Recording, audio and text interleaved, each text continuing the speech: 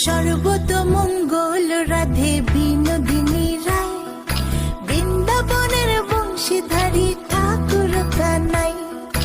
একলা রাতে যমুনাতে জল ভরিতে যায়, পেছনে থেকে কৃষ্ণ তখন আরে আরে চায়। জল ভর রাধে ও গোয়ালের ঝি, কলস আমার পূর্ণ করো রাধে বিনোদী। কালো মানিকে হাত পেতেছে চাঁদ ধরিতে চায়, বামনকে আর হাত বাড়ালে চাঁদের দেখা পায়।